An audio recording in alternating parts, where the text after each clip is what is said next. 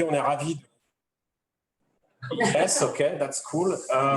Et on est ravis de vous accueillir ce soir. On est ravis de pouvoir enfin redémarrer des événements en mode hybride pour le moment. On organise régulièrement, donc avec les exécutifs MBA, le groupe, une douzaine de personnes, des webinars, des conférences régulièrement pendant toute l'année. On a bon espoir de pouvoir revoir en physique dans des lieux sympas, beaucoup de monde. Et on est très preneur de vos observations, de vos demandes, si vous avez des sujets que vous souhaitez que l'on traite, parce qu'évidemment, on a accès à des speakers et le but du jeu, c'est de pouvoir vous alimenter sur différents sujets.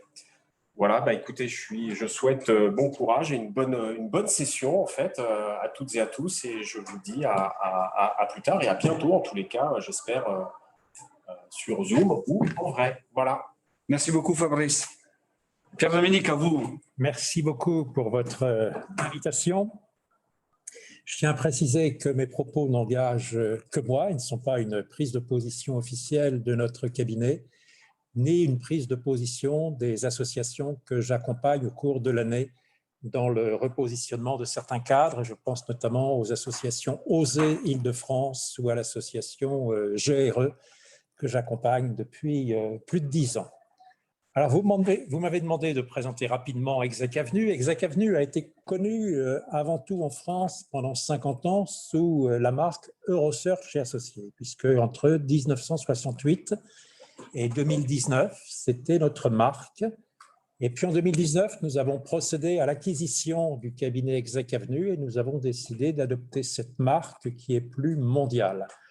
Et donc aujourd'hui, Exec Avenue, nous sommes présents sur tous les continents. Nous avons des équipes à San Francisco, à Tokyo, avec des relais sur Singapour et Séoul. Nous avons des équipes à Londres, à Francfort, à Paris, à Madrid, à Casablanca. Paris reste le bureau le plus important. Nous sommes une vingtaine de personnes, avenue Malakoff, donc tout près d'ici, Porte-Maillot. Historiquement, nous sommes un cabinet d'executive search. Depuis 1995, nous avons développé une activité importante en management de transition. Et ces dernières années, nous avons également élargi nos prestations à du leadership consulting et à du board services, c'est-à-dire à l'analyse de la composition des conseils d'administration et au recrutement éventuellement d'administratrices ou d'administrateurs indépendants. Donc une palette de services extrêmement variés. Moi-même, je rejoins cette équipe donc à Paris en 2011. Vous m'avez demandé de me présenter. Tout à fait, merci. En 2 mots, donc je suis ingénieur de formation et plus précisément centralien. J'ai démarré ma carrière de façon très classique chez Thomson. Et en 1984, j'ai été à Thomson grand public, donc tout ce qui était produits blancs, lave-linge, lave-vaisselle, réfrigérateur, etc.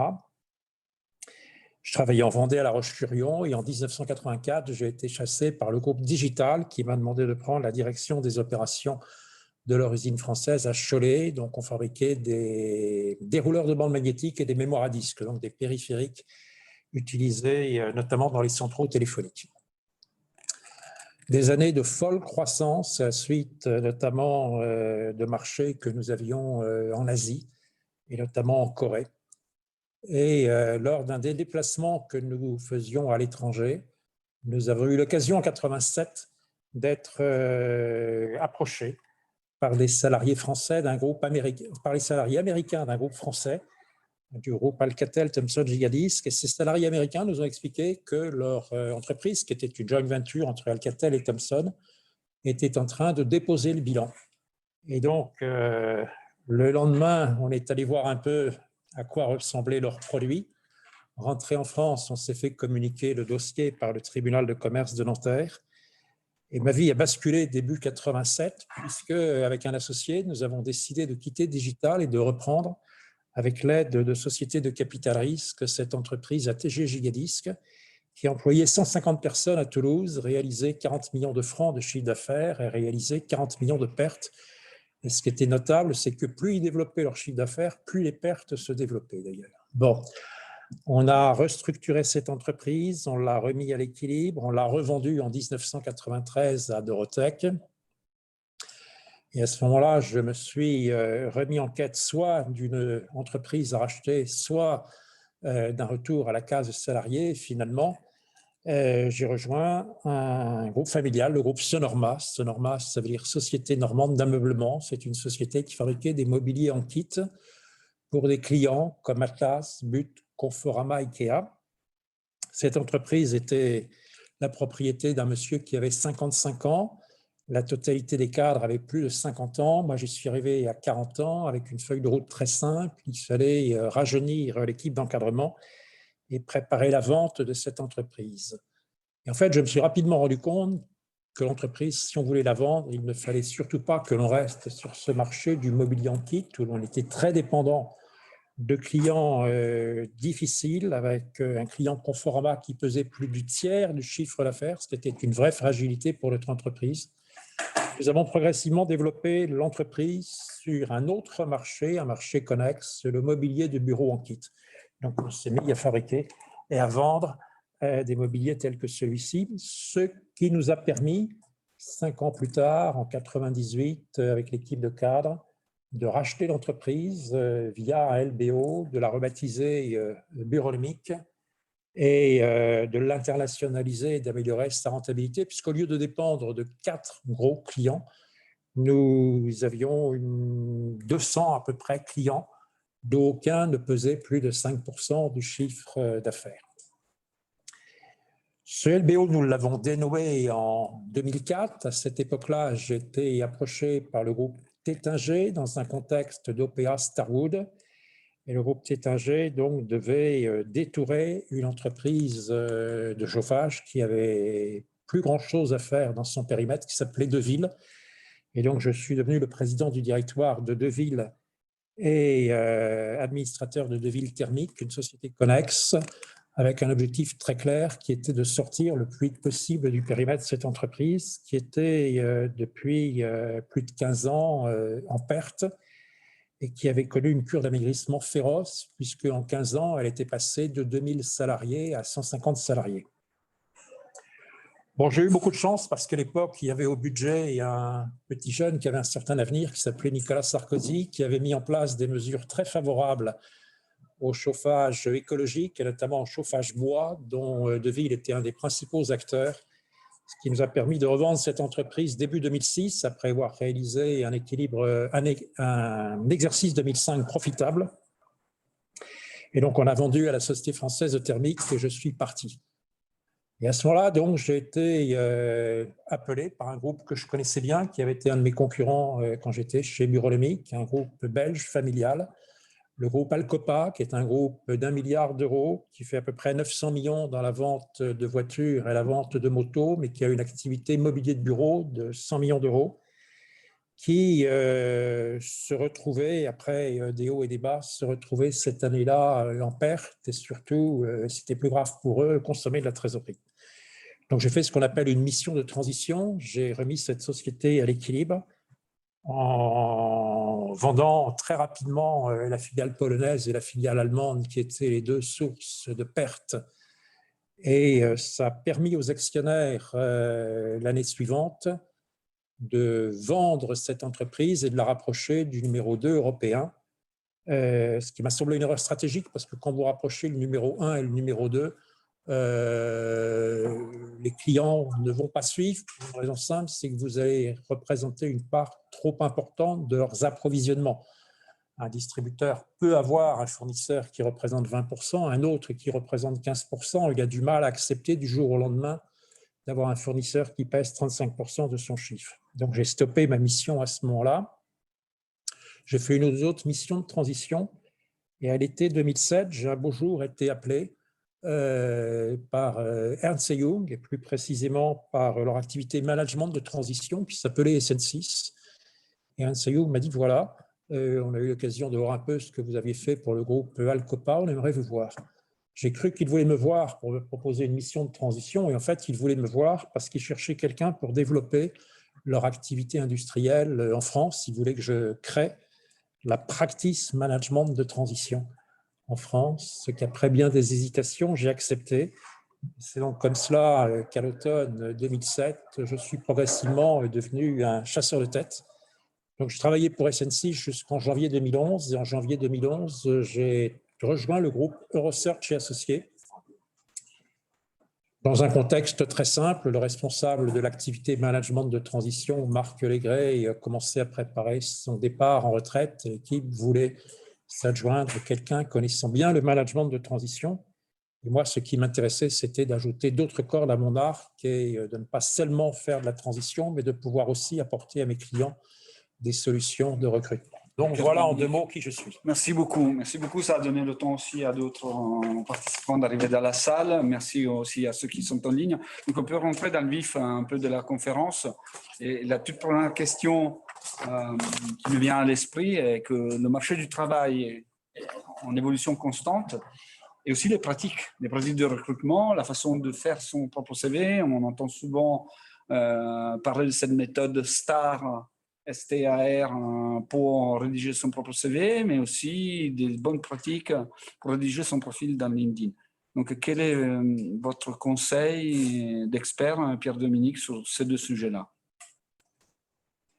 Alors, c'est une vaste question et vous aurez sur la question du CV autant d'avis que vous pourriez avoir de conférenciers.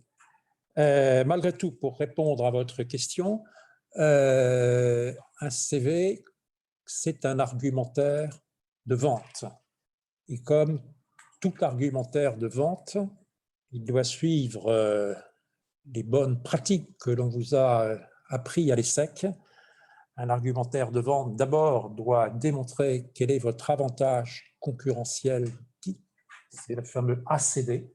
Qu'est-ce qui fait que vous êtes différent? Qu'est-ce qui fait que vous êtes meilleur que les autres? Et un argumentaire se monte classiquement en respectant la logique caractéristique, avantage, bénéfice. Et donc, que vous vouliez vendre une voiture, que vous vouliez vendre des boissons, que vous vouliez vendre des assurances, ou que vous vouliez vous vendre, et après tout, vous êtes le meilleur produit et le meilleur service au monde, je n'en doute pas, vous devez respecter cette logique d'argumentation. Dans un monde où c'est vrai, le CV et le profil LinkedIn évoluent parce qu'on est de plus en plus dans un environnement de big data, d'intelligence artificielle, dans un environnement où le niveau moyen des CV s'est nettement amélioré sur le plan de la forme ces dernières années, et donc sur lequel, la barre étant plus haute, il faut se distinguer. Alors, je vais vous parler de ce qu'on appelle la méthode STAR. La méthode STAR, c'est l'acronyme anglo-saxon de Situation, Target, Action, Result. Et vous allez vous rendre compte qu'en fait, un profil LinkedIn, comme par hasard, il respecte cette logique STAR. Alors, STAR, on va le traduire en français, on va le traduire en situation, tâche à réaliser, action, résultat. Tout simplement, dans un CV, ce qui est important, c'est que le lecteur comprenne tout de suite les principales étapes.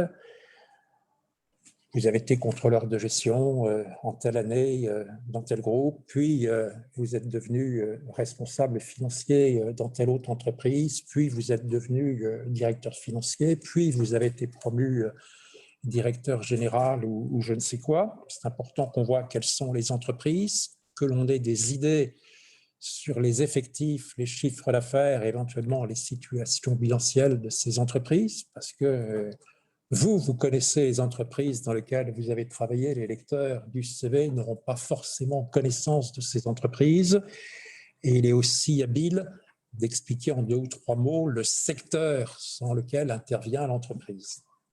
Et puis le contexte, parce que ce n'est pas la même chose de rejoindre une entreprise qui est en pleine croissance ou une entreprise qui est en pleine crise. Ce n'est pas la même chose de rejoindre une entreprise en 2002, après les attentats à Twin Tower, dans un moment de début de guerre d'Irak, que de la rejoindre, ou de la rejoindre en 2008, après une crise financière, ou de la rejoindre en 2016 ou en 2017, dans une période économique meilleure. Donc c'est important qu'on ait une vision très simple de la situation dans laquelle se trouve l'entreprise, ou se trouve vous-même aussi, quelquefois, parce que dans votre vie, vous pouvez avoir des étapes où vous n'allez pas être professionnellement actif. Vous pouvez prendre un congé parental pour élever des enfants, vous pouvez avoir un souci de santé, vous pouvez décider de consacrer 2 ans de votre vie à investir dans un MBA à l'ESSEC ou ailleurs. Eh bien, ce sont des étapes qu'il faut intégrer dans un CV. Et quand vous rejoignez une entreprise, on vous a fixé 1 ou 2 objectifs, 1 ou 2 tâches. Et si vous êtes resté 5 ans ou 10 ans dans le même poste, on vous a même fixé plus d'1 ou 2 tâches, on va vous en fixer 5 ou 10. Eh bien, il est important d'expliquer quelles ont été vos principales réussites, vos principales victoires.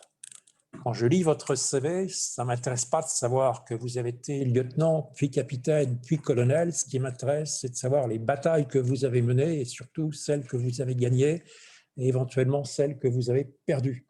Personne ne va vous recruter parce que vous êtes colonel, alors que beaucoup de gens vont vous recruter si vous avez gagné telle ou telle bataille. Et c'est ça qui est important de mettre en évidence à travers les tâches. Et ces tâches, donc, eh bien, vous allez les décrire ensuite avec un certain nombre de bullet points en respectant la logique action-résultat.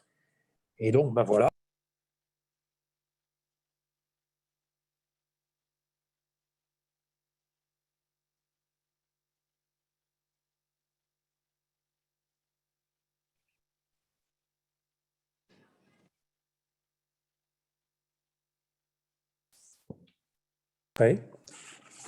Il n'y a pas 150 façons de présenter vos résultats. Vos résultats, ils s'inscrivent soit quelque part dans le registre de la qualité ou dans le registre économique ou éventuellement dans le registre du délai.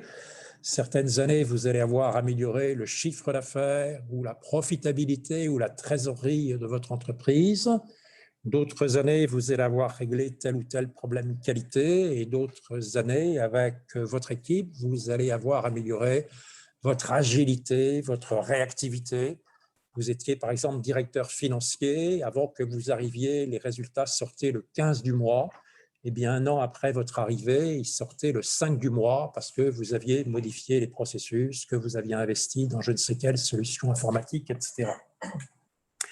Et donc, c'est ça que vous allez mettre en avant dans votre profil LinkedIn. Et c'est ça qui va vous servir comme brique dans votre CV ou dans vos CV. Parce que vous pouvez tout à fait avoir plusieurs versions de votre CV. Un CV en France, aujourd'hui, ça fait 1 page ou ça fait 2 pages. Ça ne fait pas 1 page et demie, ou ça ne fait pas 2 pages 3/4, ou ça ne fait pas 5 pages ou 8 pages. Aujourd'hui, j'ai regardé en début de semaine, il y a autant de CV 1 page que de CV 2 pages. Vous avez grosso modo 45% des CV que l'on reçoit font 1 page, 45% des CV font 2 pages. Donc, c'est totalement neutre. Et les 10 derniers pourcents, ce sont les CV qui sont anormaux, soit par leur longueur, soit parce qu'il manque le prénom et le nom, ça représente à peu près 1% des CV, soit parce qu'il manque tout simplement le numéro de téléphone ou l'adresse électronique. Donc un CV qui n'indique pas comment vous joindre ne sert pas à grand-chose. Bon. Et vous pouvez tout à fait avoir plusieurs CV. Vous pouvez avoir un CV, 1 page qui va vous servir dans un cadre, je dirais, réseau et qui éventuellement va vous servir pour amorcer votre contact avec des cabinets de chasse de tête, de recrutement ou de management de transition. Et vous pouvez avoir un CV plus détaillé en 2 pages quand vous êtes sur un mandat concret. DKV, ça couvre la femme. DKV, ça couvre la femme. Pouvez-moi couper le micro, s'il vous plaît, ou je vais le faire. Et puis, vous pouvez bien entendu, après avoir rencontré un chasseur de tête ou après avoir rencontré une entreprise, envoyer une nouvelle version de votre CV exactement adaptée au mandat pour lequel on vous a fait venir. Là, vous n'êtes plus dans le prêt-à-porter, vous êtes dans le sur-mesure. Vous allez changer quelques-uns des exemples que vous aviez mis dans votre CV pour l'adapter aux besoins particuliers de l'entreprise. Et donc, ce qu'il faut retenir dans cette logique STAR, c'est qu'un bon exemple vaut mieux qu'un long discours et qu'il faut émailler votre CV de vos exploits, de vos réussites. C'est à cela que l'on va être attentif et c'est ça qui va vous permettre de faire la différence par rapport à vos petits camarades. Donc, du coup, merci beaucoup, Pierre-Dominique. Avant de parler de LinkedIn, je vais illustrer un peu un exemple concret. Un CV, il y a 4 ou 5 ans, de quelqu'un qui cherchait une position d'exécutive, pouvait être, OK, voilà la position et voilà ce que j'ai obtenu comme résultat. Sauf qu'aujourd'hui, il faut avoir en tête plutôt cette partie qui explique la situation dans laquelle on est rentré, Oui. la tâche qu'on avait à accomplir, les actions menées et le résultat. Et tout ça en 2 ou 3 bullet points. Souvent, on pense que c'est très, très, très long à faire, mais non, en fait, en 2 ou 3 bullet points, selon la position qu'on a eue, on peut raconter une histoire par rapport aux 2 ou 3 grosses réalisations qu'on a faites, et comme ça, on tient dans les 2 pages, le grand maximum que vous avez évoqué. Voilà la chose forte à retenir. Après, vous cherchez sur Internet STAR, méthode STAR, vous trouverez tout le détail nécessaire. Mais c'est dans l'air du temps, les cabinets Executive Search. Donc, LinkedIn. Alors, il doit y avoir bien évidemment une parfaite synchronisation entre votre CV et votre profil LinkedIn, pour une simple raison qu'aujourd'hui, on est dans un monde de big data et d'intelligence artificielle. Tout chasseur de tête qui va recevoir votre CV va l'entrer dans son système d'information qui va tout de suite se synchroniser avec LinkedIn, va être en mesure d'aller faire les vérifications qu'il faut faire sur votre diplôme et donc assurez-vous aussi que le prénom et le nom que vous utilisez correspondent bien au prénom et au nom sous lequel vous êtes diplômé. Ça a l'air altruiste ce que je dis, mais un certain nombre de gens se font piéger. Si à l'état civil, vous vous appelez Jacob et si dans la vie quotidienne, vous vous faites appeler Jacques, eh bien, si vous m'envoyez un CV sur lequel c'est marqué Jacques-Henri, je ne trouverai jamais que vous avez été diplômé sous le prénom de Jacob. Si vous avez été diplômé sur votre nom de jeune fille et que vous avez travaillé sous votre nom d'épouse, il peut y avoir aussi une ambiguïté. Il est important que l'adresse électronique qui figure sur votre CV et sur votre profil LinkedIn soit la même, puisque c'est notamment par l'adresse électronique que se fait le rattachement automatique entre votre CV et votre profil LinkedIn. Et ensuite, il faut bien évidemment qu'il soit synchrone, que ce soit les mêmes noms d'entreprise, les mêmes dates, etc. C'est rarement le cas, je tiens à le dire, malheureusement. Bon, parce que les CV ont quand même, dans un nombre important, c'est-à-dire 20 à 25% des CV, ont des dates qui sont soit inexactes, soit fausses. Ce n'est pas normal. Okay, donc, un conseil, une fois le CV fait, s'assurer que dans LinkedIn, les dates, les périodes soient cohérentes par rapport au CV. C'est quelque chose d'entreprise aussi. Les noms d'entreprise aussi. Okay. Votre entreprise pouvait s'appeler Thomson au début des années 80, elle peut s'appeler Thales aujourd'hui. Il n'est pas interdit dans votre CV d'utiliser le nom actuel. Il est prudent à ce moment-là de mettre entre parenthèses Thomson à l'époque. Par contre, il faut que le nom Thales figure aussi bien sur votre CV que sur votre profil LinkedIn. Si vous faites le CV avec entreprise Thales et le profil LinkedIn avec Thomson, ça ne va pas matcher, ça va sortir en anomalie. Okay. Est-ce que vous conseillez dans LinkedIn, Pierre-Dominique, de mettre les brefs bullet points qui ont alimenté le CV en format STAR? Vous pouvez en mettre davantage, puisque dans un profil LinkedIn, vous n'êtes pas limité par le format 1 page ou 2 pages, et vous n'êtes pas astreint par la mise en page, parce que bien évidemment, si vous faites un CV 2 pages, soyez particulièrement attentif à la façon dont vous allez répartir vos postes et vos informations entre le recto et le verso, et soyez particulièrement attentif au saut de page. Un saut de page, par définition, ne peut pas couper une étape de votre vie professionnelle. Alors que sur LinkedIn, vous avez un océan devant vous, vous n'avez pas ces contraintes. J'ai posé cette question parce que parfois, certains peuvent avoir reçu le conseil de ne pas mettre de détails dans LinkedIn, juste mentionner le poste et après mettre le détail en format STAR dans le CV. Il ne faut jamais, sur un profil LinkedIn ou sur un CV, divulguer des informations qui sont confidentielles. Et donc, ça peut être des données économiques, ça peut être des données commerciales. Vous n'avez pas à mettre, par exemple, le nom de vos principaux clients sur un profil LinkedIn ou sur un CV. Ce n'est pas correct par rapport à votre ancien emploi. Entendu. Très bien, merci. Bonsoir. Bonsoir, je souhaite poser une question. Vous avez parlé d'adresse mail. Quand on a créé son profil LinkedIn avec son adresse professionnelle et qu'au final, sur un CV, bien sûr, quand on cherche un autre emploi, on utilise une adresse perso, comment se fait le rapprochement? Sur votre profil LinkedIn, sur un profil LinkedIn, vous pouvez avoir, je crois, jusqu'à 5 adresses électroniques. Donc, vous n'êtes pas limité. Vous pouvez mettre votre adresse personnelle et votre adresse professionnelle. Et les systèmes que nous utilisons savent parfaitement se connecter. Alors que sur un CV, par définition, vous ne mettez qu'une seule adresse électronique et surtout un seul numéro de téléphone, celui de votre portable. Ne mettez jamais votre numéro fixe, parce que la loi de l'enquiquinement maximal fera qu'on appellera votre ligne fixe et qu'on tombera sur votre petite fille, sur votre femme de ménage, et qu'on entendra des catastrophes très différentes de celles qu'il y a dans votre CV. Ok. Alors, je vais demander juste aux participants de tenir la question pour la séance à la fin de 10-15 minutes de questions-réponses. S'il y a des questions en ligne, n'hésitez pas à utiliser le chat sur lequel on va répondre. Merci en tout cas pour la question. Pour continuer, Pierre-Dominique, on a parlé de rencontres aussi en présentiel, avec des executive search comme vous l'êtes.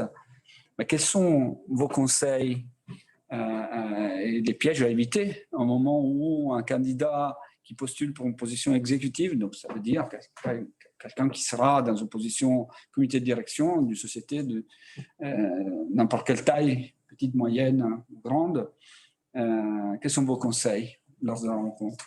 Alors, il n'y a pas de piège parce que le but d'un chasseur de tête n'est pas de vous piéger. N'oubliez jamais qu'un chasseur de tête, il est naturellement de votre côté, c'est votre avocat. Un chasseur de tête, il ne faut jamais oublier qu'avant de chasser des têtes de candidats, il doit chasser des clients, il doit chasser des mandats. Et donc, un chasseur de tête qui va vous recevoir, il ne va pas forcément vous recevoir comme candidat, il peut tout à fait vous recevoir comme un ancien ou un futur client. Et donc, il est important de bien distinguer ce qu'on appelle un rendez-vous de courtoisie d'un rendez-vous de pré-recrutement. Ce sont deux rendez-vous de registre totalement différents et un certain nombre de candidats ne perçoivent pas bien la différence qu'il y a entre les deux. Et d'une façon générale, vous aurez davantage de rendez-vous d'entretien de courtoisie que de rendez-vous sur des mandats concrets. Ça, c'est une première évidence. Et la deuxième évidence, c'est que vous pouvez tout à fait être invité par un chasseur de tête pour un rendez-vous sur un mandat concret et qu'au bout de 5 minutes, le chasseur de tête se rende compte qu'il ne va surtout pas vous parler du mandat en question parce qu'il découvre brutalement telle ou telle caractéristique qui n'avait pas été repérée antérieurement. Ça peut être une mobilité géographique, ça peut être le fait que spontanément le candidat dit « je ne souhaite pas travailler avec telle entreprise » ou « je ne souhaite pas être dirigé par monsieur un tel », eh bien on ne va pas aller plus loin et l'entretien va basculer en entretien de courtoisie. Il est plus rare, mais ça arrive, que le chasseur de tête vous reçoive sans idée préconçue, donc dans un entretien de courtoisie, et que l'entretien lui donne des idées et que brusquement il se dise « tiens, mais après tout, pourquoi ne pas lui parler de tel ou tel mandat ?» Donc, il faut bien avoir cette distinction à l'esprit. Un chasseur de tête qui vous reçoit en tout état de cause, il est intéressé par votre passé et votre futur. Donc, il va vérifier la cohérence qu'il y a entre votre carrière et votre projet. Et le chasseur de tête, il a besoin avant tout d'être rassuré. Au moment du mercato, quand le PSG recrute un gardien de but, eh bien, le PSG, ils vont regarder essentiellement les CV de footballeurs. Ils ne risquent pas de regarder les CV des rugbymen. Et parmi les footballeurs, ils vont sélectionner les CV des gardiens de but. Et parmi les CV de gardiens de but qu'ils ont sous le coude ou que leur chasseur de tête va leur présenter, ils vont s'intéresser aux gardiens de but qui ont joué en dernière Coupe du Monde de football. Ils ne vont pas regarder les gardiens de but qui jouent en promotion d'honneur ou en championnat d'honneur. Bon, ce qui veut dire qu'un chasseur de tête n'est pas naturellement payé pour vous faire changer de secteur ou changer de métier. Si vous êtes joueur de rugby et que votre avenir est de devenir commercial chez Pernod Ricard, et vous pouvez y faire de superbes réussites, et j'en connais, c'est par candidature spontanée qu'il faut y arriver ou par le réseau des anciens rugbymen. Et ça, c'est une autre conférence que l'on pourra faire devant le Rugby Alumni Club, mais ce n'est pas la conférence que l'on fait devant les ESSEC Alumni. Rappelez-vous en plus que les chasseurs de tête n'ont qu'une part de marché assez faible finalement du recrutement et qu'il y a d'autres moyens, et notamment les candidatures spontanées ou les candidatures réseau, qui par définition échappent aux chasseurs de tête et qui peuvent vous permettre demain de rebondir. Et peuvent vous permettre notamment si vous souhaitez changer de secteur ou changer de métier. Et donc un chasseur de tête, avant tout, va être attentif à la logique qu'il y a entre votre passé et votre futur. Il va être très attentif aux transitions professionnelles, parce que quelle que soit la qualité et la précision de votre CV, on ne peut pas savoir généralement en lisant votre CV ou votre profil LinkedIn pourquoi et comment vous avez quitté telle entreprise. Et donc, le chasseur de tête, lors de l'entretien, est particulièrement attentif. Est-ce que vous avez été chassé? Est-ce que vous avez été viré? Si vous avez été viré, est-ce que ça s'est bien terminé par une transaction ou est-ce que ça s'est terminé au prud'homme? Et le prud'homme, est-ce qu'il a été gagné ou perdu ou est-ce qu'il est encore en cours? Ce qui est relativement catastrophique. Il est encore en cours et va sérieusement compliquer les prises de référence que l'on aura à faire. Bon. Alors, le chasseur de tête, c'est quelqu'un qui fait un métier merveilleux parce que du matin au soir, il a la chance d'avoir en face de lui des gens merveilleux, des princes charmants, des fées qui ont toutes des baguettes magiques, qui ont tous réussi des exploits extraordinaires. Le chasseur de tête, naturellement, aime les success stories. Il n'y a rien de pire pour un chasseur de tête de voir arriver un candidat qui lui dit monsieur, voilà, pour la 4e fois de ma vie, je me retrouve au chômage, je n'ai vraiment pas de chance. À chaque fois que je rejoins une société, elle dépose le bilan dans les 2 ans qui suivent. Là, le chasseur de tête, en général, ouvre la fenêtre et se débarrasse de vous dans les secondes qui suivent. Donc, soyez rassurants, soyez, sans mentir, racontez une carrière de winner et pas une carrière de loser. Ayez des réponses courtes. Un bon modèle pour répondre, c'est le journal télévisé de 20 heures. Si votre réponse dépasse sujet, verbe, complément, on vous retire le micro.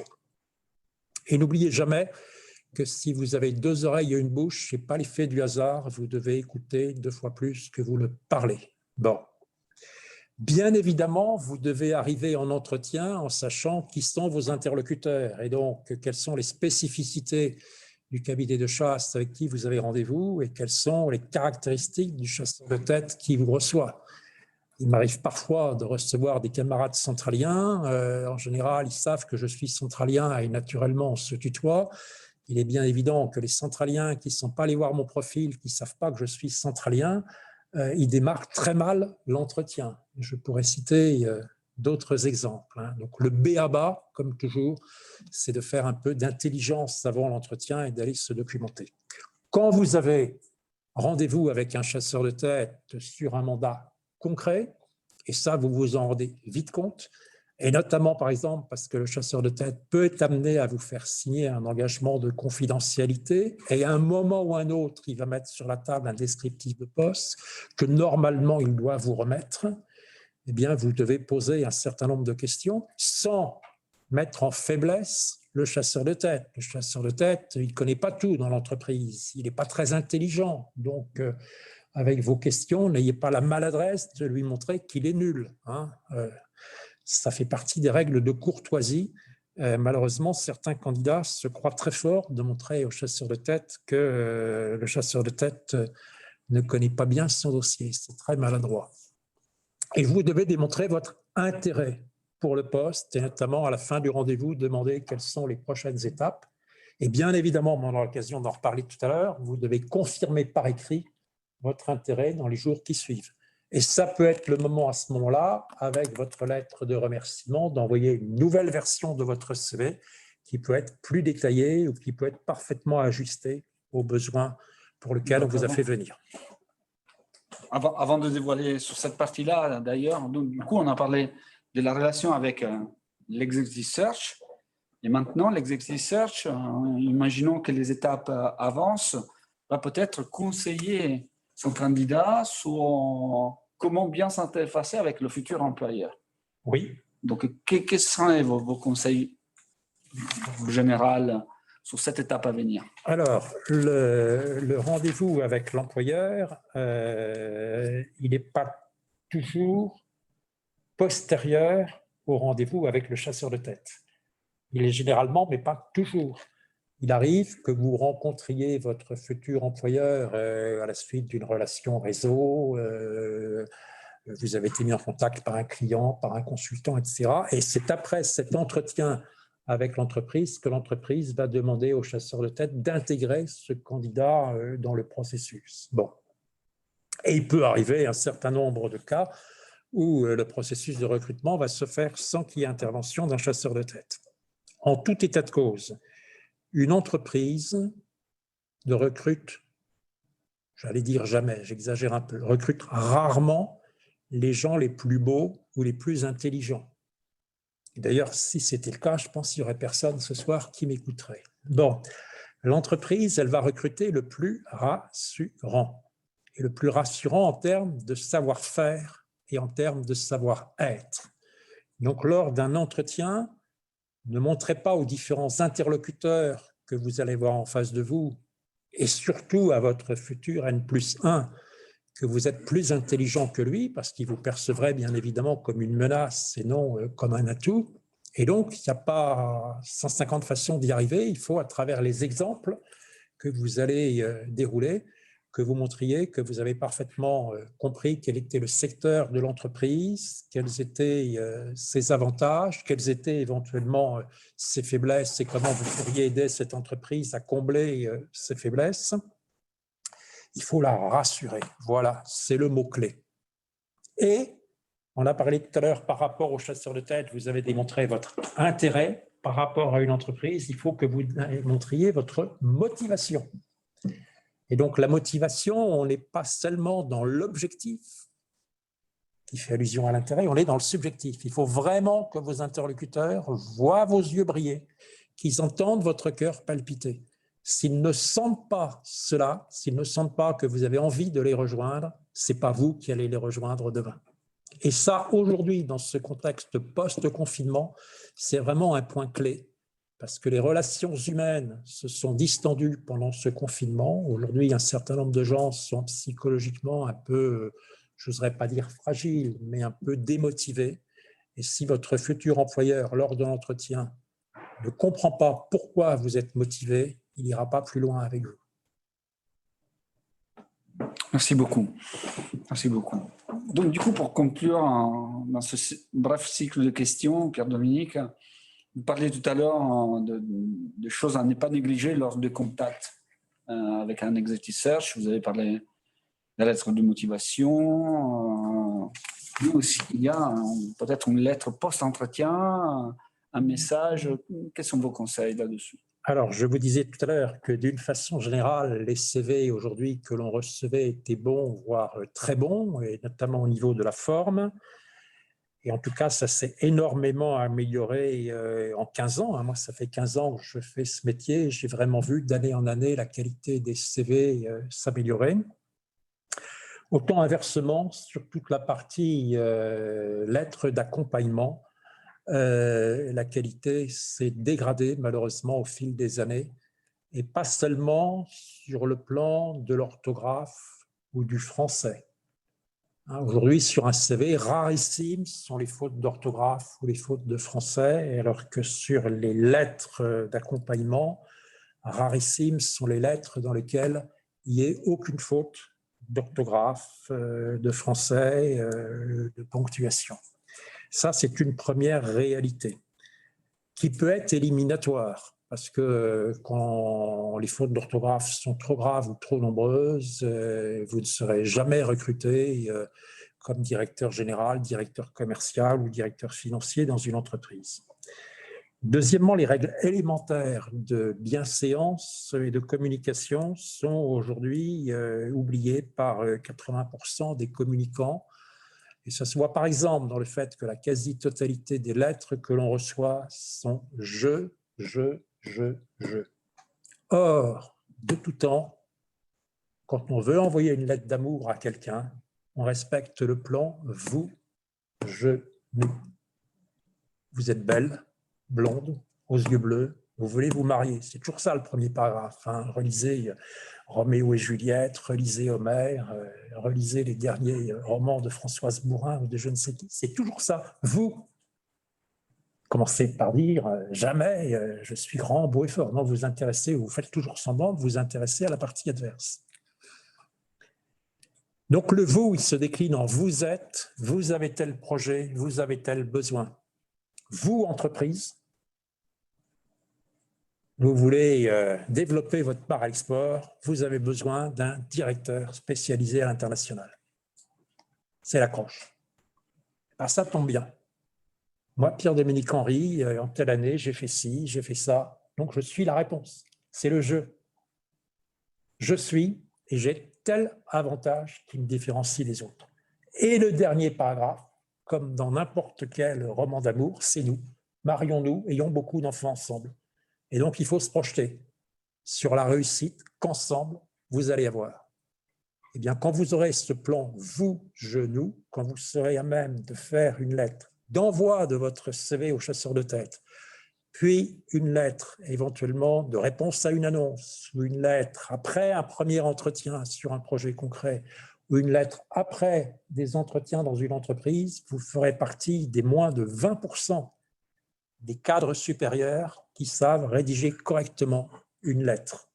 Et ceci vous servira ensuite, y compris dans votre vie professionnelle, quand vous écrirez à votre banquier, quand vous écrirez à un client, etc. Cette logique, vous, je, nous, c'est la base de la communication. Elle est aujourd'hui totalement oubliée. Elle est totalement oubliée notamment parce que dans une école, que ce soit l'ESSEC, que ce soit Polytechnique, l'ENA ou Centrale, personne ne pense à vous expliquer ça. Tout le monde pense que c'est inné. Or, malheureusement, les règles élémentaires de savoir-être, de savoir-vivre et de bienséance, elles se sont progressivement perdues au fil des années. Et donc, il y a moyen de vraiment vous distinguer en ayant un courrier d'accompagnement qui soit correctement fait. C'est beaucoup plus facile de se distinguer avec la lettre d'accompagnement qu'avec le CV. C'est vraiment très précieux comme conseil. Merci beaucoup, Pierre-Dominique. Je pense qu'on a touché à la fin de notre tour de questions et sujets qu'on voulait mettre en exergue. On peut ouvrir les dernières 15 minutes à toutes les questions des 65 personnes qui sont en ligne et de la trentaine, vingtaine de personnes qu'on a ici dans la salle. Noël, on se connaît. Bonjour, merci pour cette présentation. Donc, moi, j'ai une question par rapport à quand tu as mentionné que dans le CV, il ne faut pas mettre les noms de ses clients.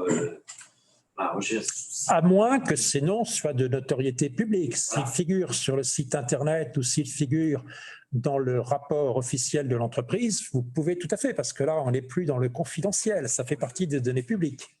Il se trouve que moi, j'ai passé une plus grande partie de ma carrière dans des sociétés de services informatiques. Et donc, l'employeur que j'ai eu, même si évidemment je ne le cache pas et je le mentionne toujours sur mon CV, mais il est beaucoup moins intéressant pour parler de mon expérience, de ma valeur, que du fait que j'ai travaillé chez Société Générale, BNP, Sanofi, Saint-Gobain, Orange, où j'ai passé des années, où j'étais en interne, alors que celui qui m'envoyait, qui facturait ma prestation et m'envoyait mon bulletin de salaire, j'avais quelque part beaucoup moins de relations. Enfin, c'est, je dirais, essentiel pour moi de mettre en avant ces postes que j'ai occupés chez ces clients plutôt que l'employeur, sans le cacher. Il faut toujours être clair sur le fait qu'il y a une relation de consultant en prestation. Mais c'est toujours une petite difficulté. Je n'ai jamais trouvé la martingale pour présenter ça de la manière à la fois la plus claire et la plus efficace possible. Vous êtes tout à fait en droit de l'écrire si ça ne viole pas les clauses de confidentialité que vous aviez avec votre employeur, et vous êtes d'autant plus amené à pouvoir le faire si ces données sont publiques. Oui, le fait que que ma société travaillait pour tel client, ça c'est en général. Sauf exception, il peut y avoir des exceptions où ils ne veulent absolument pas figurer comme référence. Certains clients le demandent. Mais dans le cas général, effectivement, il y a sur le site web, dans la présentation de la société, une page de référence où ils mettent une mosaïque de logos. Et la question se pose bien évidemment aussi pour les managers de transition, puisque par définition, quand vous êtes manager de transition dans une entreprise, vous n'êtes pas salarié de celle-ci. Un certain nombre d'entreprises, elles sont heureusement rares, ne souhaitent pas, pour des raisons X ou Y, que l'on dise que l'on a travaillé pour eux. C'est possible, c'est admissible que dans un CV, vous ayez une ou deux missions confidentielles. Ce n'est pas crédible que toutes vos missions aient toujours été confidentielles et que vous ne puissiez citer aucun nom d'entreprise. Il y a une question de juste milieu. Et en tout état de cause, si vous faites une mission qui est confidentielle, cette mission a été intermédiée par un cabinet, et vous pouvez tout à fait citer le nom de l'intermédiaire, ce qui permettra une prise de référence, parce qu'entre cabinets, on se connaît et on discute. Il y a des mécanismes, on cite le secteur ou des choses comme ça, ou l'entreprise, les grands leaders mondiaux du luxe qui, pour les balancer, le groupe Richemont, à une époque, je ne sais pas si c'est toujours leur politique, mais ils demandaient souvent de ne pas apparaître en référence. Mais c'est quand même le cas le plus rare. OK. Merci. Je vais alterner les questions en ligne et les questions en salle. Je pense qu'il y aura le temps. On a Semerdigien. Semerdigien, je crois. Vous pouvez ouvrir votre micro et poser votre question.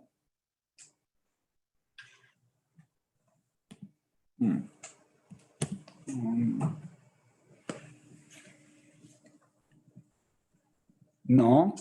Vous n'arrivez pas à ouvrir votre micro. Normalement, vous devrez être en C'est capacité dommage de le parce que faire. c'est une très bonne question. Exact. Qu'on peut imaginer. Écoutez, il y avait une question ici et une question là. Alain Becker, vous avez mentionné tout à l'heure la lettre d'accompagnement. Oui. Est-ce que ça doit être un document à part du mail ou dans le corps du mail? Non, c'est le corps du mail.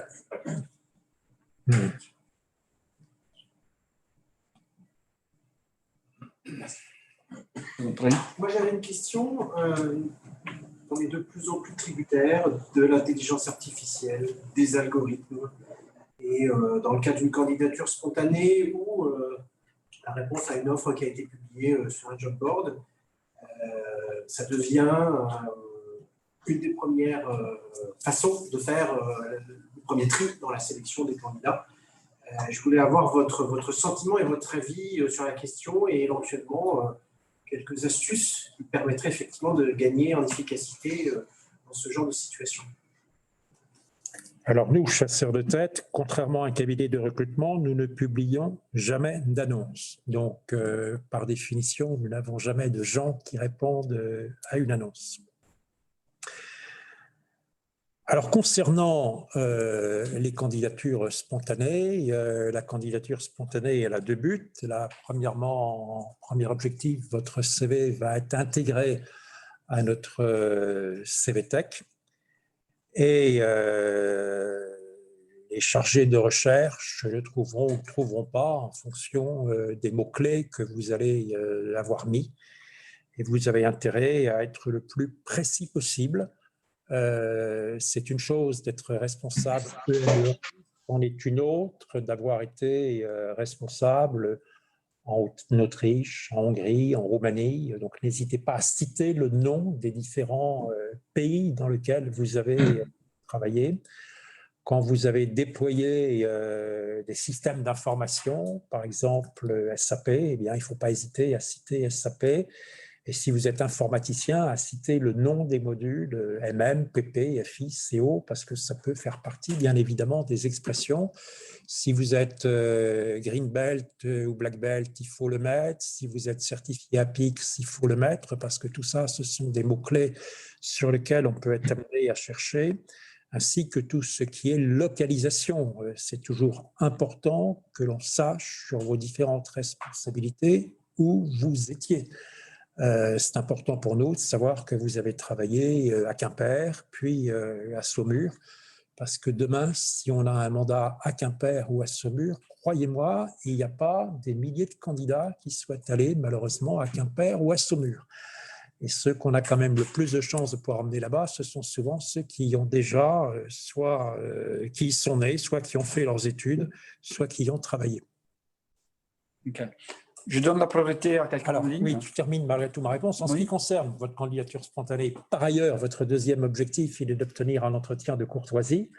Et une bonne façon d'obtenir quasiment à coup sûr l'entretien de courtoisie, c'est si vous pouvez vous recommander de quelqu'un et que ce quelqu'un est un client ou un ami personnel, etc. Si vous voulez, si demain, quelqu'un m'envoie son CV en me disant que c'est Carlos Tavares, le patron de Stellantis, qui lui a donné mon nom, la personne, elle est sûre d'avoir un rendez-vous dans les jours qui suivent, si vous voulez. Hein. C'est la meilleure façon pour vous d'avoir un entretien de courtoisie. Laurent Lafenêtre. Oui, bonsoir. Merci pour la présentation. J'ai une question. Il y a une pratique qui est anglo-saxonne qui envoie systématiquement une lettre ou un email de remerciement après un entretien. Est-ce qu'en France, il faut faire la même chose? Je considère que c'est indispensable parce que ça vous permet non seulement de remercier, ce qui en termes de savoir-vivre n'est pas rien, mais ça vous permet en plus, en respectant ce plan vous-genou dans le paragraphe jeu, de rappeler, entre guillemets, une chose importante que vous avez oublié de dire. Parce que c'est toujours au moment où vous descendez l'escalier, où vous empruntez l'ascenseur pour redescendre, que vous dites « Ah merde, j'ai oublié lors de notre entretien de dire ceci ou cela ». C'est pas grave, ça arrive à tout le monde d'oublier de dire ceci ou cela. Et la lettre de remerciement est un excellent moyen pour rappeler cela. Il ne faut jamais dans la lettre de remerciement dire « j'ai oublié de vous dire que ». Non, il faut… Je vous rappelle que ça ne s'appelle pas mentir, ça s'appelle mettre du rouge à lèvres et du vernis sur les ongles. Donc, on parle de lettres, il peut s'agir d'un email. Ah, tout à fait. Aujourd'hui, l'email est le moyen systématique. Il y avait une question là-bas, je crois. Moi, c'était une question quant à l'activité sur le réseau LinkedIn. Est-ce qu'il est important aujourd'hui, au-delà d'avoir son profil sur LinkedIn, d'être actif sur ce réseau, de communiquer, de publier, de commenter, de poster? Est-ce que ça fait une différence aujourd'hui sur les recrutements? Alors, les crawlers, les robots qui vont aller faire les recherches, jusqu'à preuve du contraire, n'ont aucune idée de votre activité. Ceux qui vont aller regarder, c'est dans votre profil les mots-clés qui nous intéressent. Par contre, bien évidemment, le recruteur ou le chasseur de tête qui va ensuite, après avoir échangé avec sa chargée de recherche, va aller voir votre profil, il va quand même aller vérifier un certain nombre de choses sur votre communication.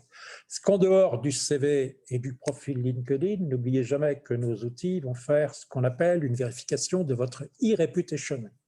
Et donc, on va aller vérifier si vous n'avez pas été condamné pour harcèlement sexuel, si vous n'avez pas eu des prises de position syndicales ou politiques qui pourraient être jugées dommageables par le client qui nous mandate. Donc, on va aller vérifier, bien sûr, sur votre profil LinkedIn que vous n'avez pas dénigré tel ou tel dirigeant ou telle entreprise. Mais le fait que vous communiquiez tous les jours ou que vous communiquiez une fois par an n'a strictement aucune, enfin tout au moins à ma connaissance, n'a aucune incidence sur le fait que votre profil il va sortir ou pas sortir. Aujourd'hui, en ce mois de mai 2022, on est dans un contexte extraordinairement favorable aux candidats en recherche d'emploi puisqu'on est en pénurie complète de talents. Aujourd'hui, qu'une entreprise cherche à recruter un directeur général, une secrétaire, un commercial, un chef cuisinier dans un restaurant, une vendeuse dans une boutique de fringues, la pénurie, elle est totale. Donc aujourd'hui, on sait très bien que les gens en poste sont difficiles à chasser. C'est la grande différence par rapport à avant le confinement, où il y avait un très fort turnover. Entre 2014 et 2019, on estimait qu'il y avait 20% des cadres qui voulaient changer d'entreprise. Tout ça, ça s'est terminé avec le confinement. Aujourd'hui, un candidat qui est disponible, un candidat qui est mobile géographiquement et qui a la niaque, qui est motivé, il a toutes les chances de rebondir assez rapidement. Et il ne faut pas hésiter aujourd'hui sur votre profil LinkedIn, si vous êtes hors poste, à afficher la petite collerette verte Open to Work. Parce que ça fait la différence par contre. Il y a une question là, je vais la prendre, je vais lire une question en ligne. Si vous participez au cocktail qu'on a de 19h30, il y aura aussi la possibilité, mais on va la prendre, votre question. Il y a une question très rapidement, comment justifier un trou dans son CV de Nicolas en ligne? Alors, par définition, il ne peut pas y avoir de trou, mais il peut y avoir une étape de votre carrière qui n'a pas été professionnelle.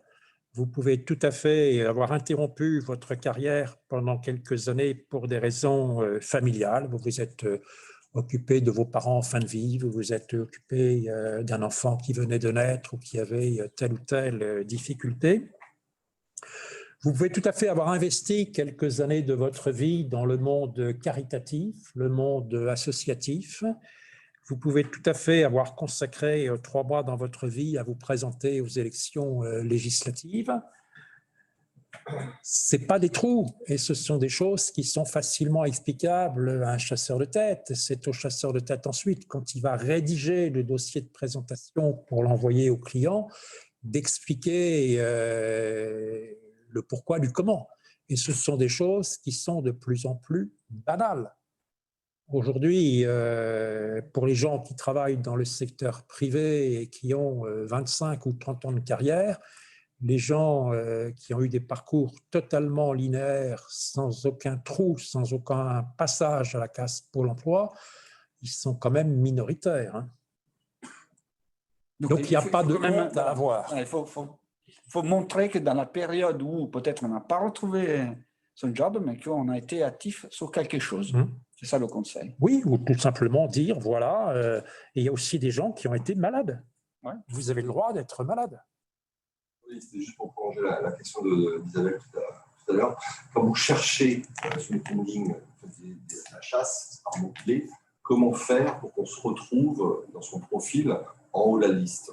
Est-ce qu'il y a des trucs, des astuces, des sections à renseigner? Quand vous tapez, je ne sais pas, vous pouvez chercher un directeur commercial, comment je fais pour que mon profil LinkedIn soit à la première page de la recherche du consultant? Alors, n'oubliez jamais que ce n'est pas le chasseur de tête qui fait cela, c'est la chargée de recherche. On n'a pas évoqué cette personne importante qui vous téléphonera et qui échangera avec vous en général avant que vous ayez l'entretien avec le chasseur de tête. Et n'oubliez pas qu'entre la chargée de recherche et le chasseur de tête, il y a une autre personne à ne pas négliger, c'est l'hôtesse d'accueil. Hein. Quand vous avez appuyé sur le bouton sonnette, la personne qui vous a ouvert la porte, ce n'est pas le chasseur de tête, ce n'est pas la chargée de recherche, c'est l'hôtesse ou c'est la secrétaire. Vous n'y attachez pas toujours beaucoup plus d'importance qu'à la plante verte. Vous avez tort, parce que 9 fois sur 10, c'est la personne qui, en finale, va préparer votre dossier de présentation. Et croyez-moi, quand un candidat sonne, est maladroit avec l'hôtesse d'accueil et que l'hôtesse d'accueil vient me dire « Monsieur Untel est arrivé, il n'est vraiment pas sympathique », ou monsieur Untel, il sent le tabac, ou monsieur Untel, il a dû boire un peu trop à midi parce qu'il sent l'alcool, la probabilité que l'entretien se passe bien, elle est certainement atténuée. Donc, attachez de l'importance à la chargée de recherche, attachez de l'importance à l'hôtesse qui vous accueille. Pour répondre à votre question, donc c'est une très bonne question, il faudrait la poser au chargé de recherche, parce que le chasseur de tête, il est assez rare qu'il fasse lui-même la recherche, et quand ça lui arrive, il commence par faire la recherche dans son carnet d'adresse, puis dans la CVTech que nous avons. Quand on est amené à aller sur LinkedIn, c'est qu'on n'a pas trouvé dans notre carnet d'adresse ou pas trouvé dans notre CVTech. Et donc, ça veut dire quoi? Ça veut dire qu'on est en train de chercher, par exemple, quelqu'un dans un pays étranger ou quelqu'un d'une nationalité étrangère. Ces dernières semaines, j'ai travaillé sur un dossier dans un pays africain. Il est bien évident que nous avons fait des recherches sur des profils sur un certain nombre de pays africains. Et donc, c'est assez classique. Hein, l'entonnoir, on cherche des personnes qui connaissent tel secteur, c'est le secteur du transport en l'occurrence. Ensuite, qui ait une connaissance du métier. Ce n'est pas la même chose de chercher un pianiste ou un violoniste, hein. Donc c'est important de connaître le métier. Et puis ensuite, on l'a cherché dans le pays pour lequel on était mandaté, puis dans les pays limitrophes ou les pays de la même zone. Parce que finalement, en Afrique, vous avez les pays de langue française, les pays de langue anglaise. Peut-être la réponse n'est pas complète. Il y a plein de questions, mais on doit interrompre la conférence là. Je vous invite à continuer au cocktail. On monte au 3e étage. Il y a un patio qui nous attend avec quelque chose à consommer. Pierre-Dominique est avec nous et on pourra poser les questions à cette occasion. Un grand merci. Alors, vous pouvez bien entendu vous connecter à mon profil LinkedIn, et notamment pour ceux qui sont en distance. Et puis pour ceux qui sont en présentiel, je vais vous apporter un petit cadeau gratuit qui est ma carte de visite, si vous en avez besoin. Un grand merci à tous. À très bientôt. Merci pour votre attention. Pour le cocktail. Merci.